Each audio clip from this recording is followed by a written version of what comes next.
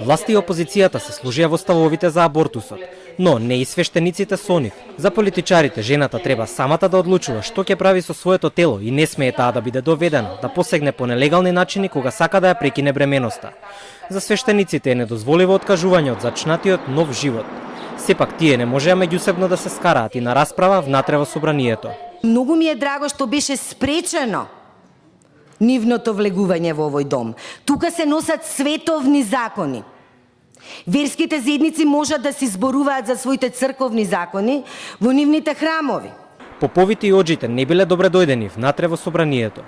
На портите дошле представниците на верските заедници кои претходно го најавиле своето присуство.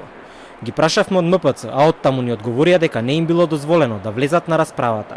Одовде од МПЦ ни информираа дека нивни представници биле спречени од председателката на комисијата да присуствуваат во собранието на расправата за предлог законот за спречување на бременоста.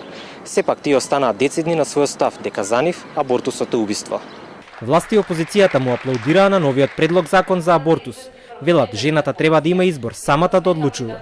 Во текстот на законот како опција се предвидува жените да можат да ја прекинат бременоста и со обично апче до 9-та гестацијска недела. Да донесеме закон со кој што жената ќе може свесно и без принуда од било кого, ниту пак со влијание од било кого да донесе одлука како и што да прави со своето тело. Доколку една жена одлучила да ја прекине бременоста или не сака или не може да го роди своето дете, односно сака да го планира семејството, административните забрани нема да ја спречат жената да абортира.